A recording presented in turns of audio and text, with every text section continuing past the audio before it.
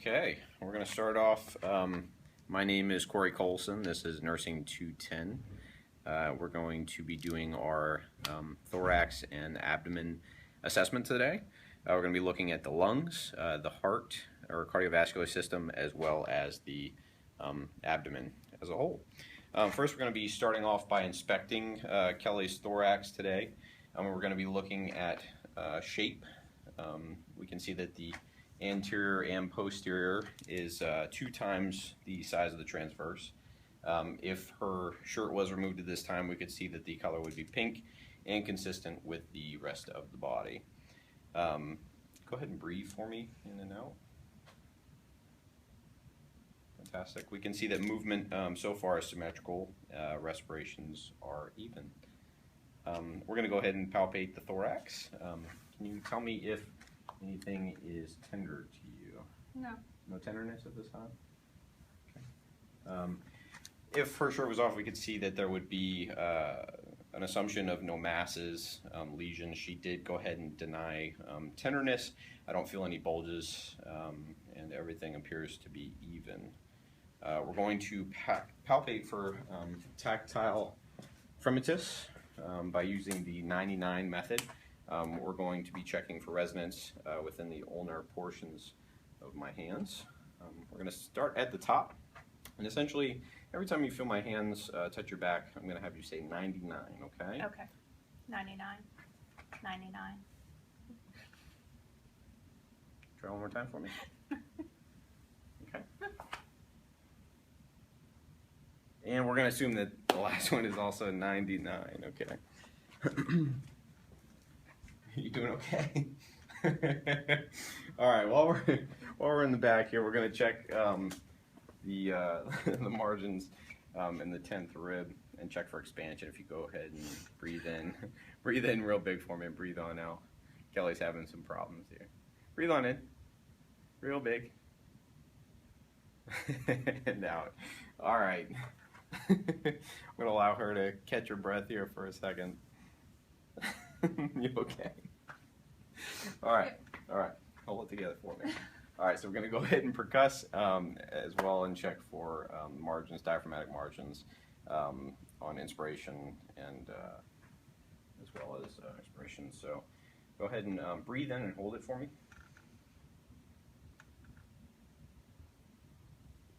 Okay, breathe normal. And since she has her shirt on, I'm going to mark this with a sticky note.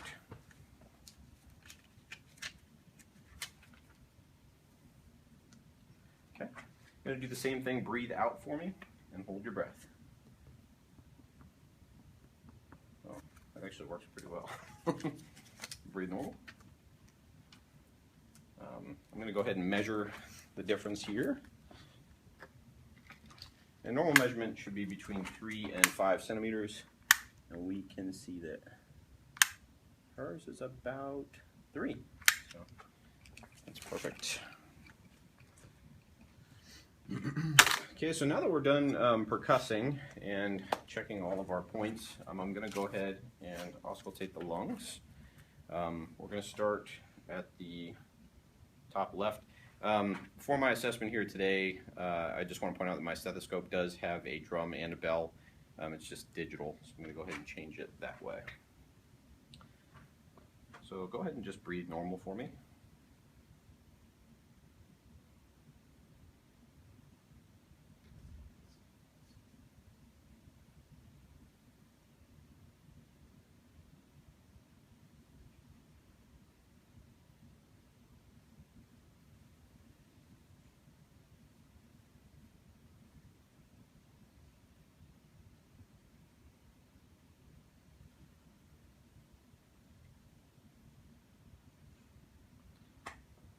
While I'm back here, I'm going to go ahead and check the lateral portions of the lung fields. If you can, go ahead and lift your arms up above your head.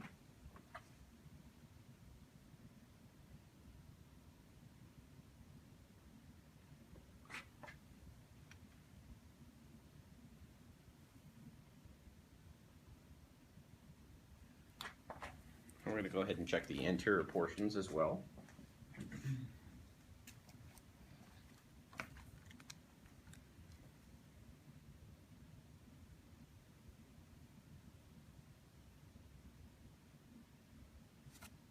as well as the apexes, which are supraclavicular.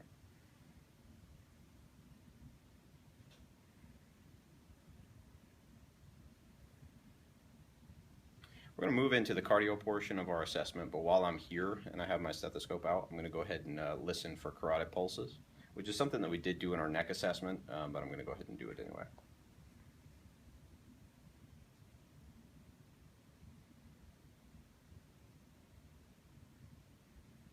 Okay, fantastic. Obviously, you note that we do this one at a time as to not cause any kind of carotid occlusions.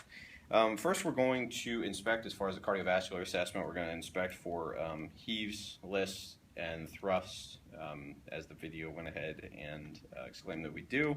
We're going to palpate the chest to find the point of maximal impulse, which should be at the fifth intercostal space.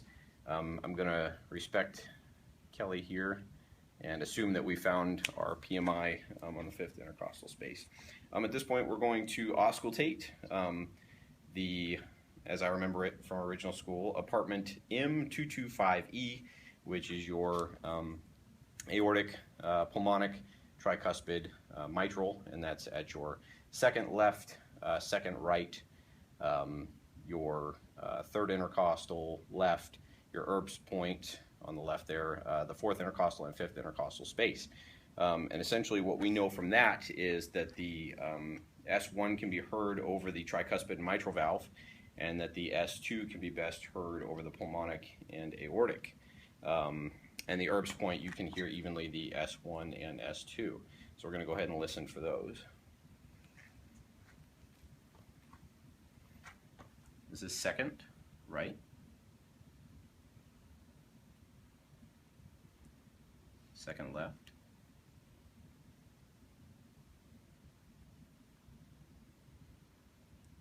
Our third, fourth, and our fifth, which is our PMI and also the apex of the heart. I actually feel like I hear a slight murmur. Do you have a murmur? Not that I know of. No? Okay.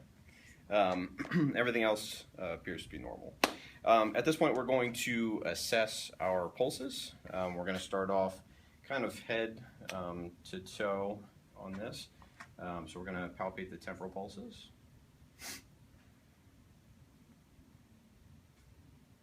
I can palpate the carotids. Though I've listened to them, I know that they're present. I'm going to check the brachials. Strong brachials. Radial. We're going to do this bilaterally here.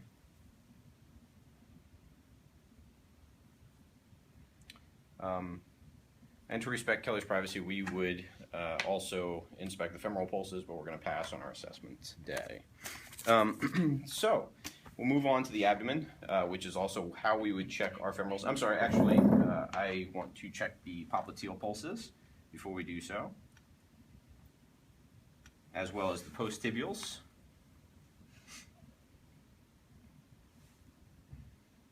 And the dorsalis pedis pulses on top of the feet,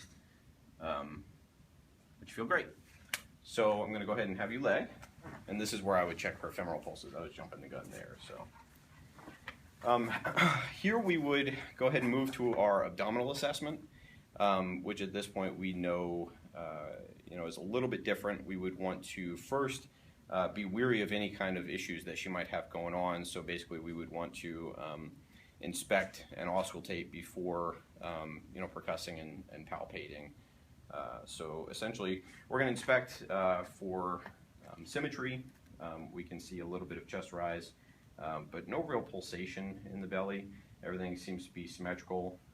I would assume that if I was looking at the belly that there would be no striae, or color would be equal. She would have the same vesicular pattern within all quadrants. So I'm going to go ahead and now auscultate since I've done my inspection.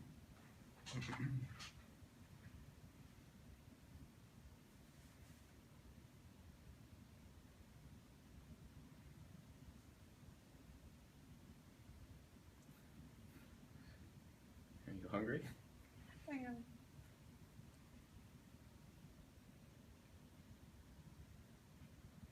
Also going to listen for any kind of bruise over our vascular organs like our liver or spleen. Though the spleen can't be palpated, I still have a general idea of where it is. So liver is right upper quadrant, basically right under the costal sternal border. The liver is present. And I don't hear any kind of bruise at this time.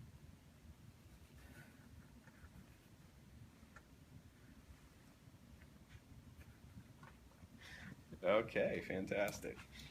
Essentially, we're going to check for tympany within the abdomen. As long as we're not over any kind of organs that don't have air inside of them, we should be able to feel some kind of, or hear some kind of tympany at this time. So I can already tell you that her stomach, her bowel sounds are normal active, a little hyperactive in the upper left quadrant.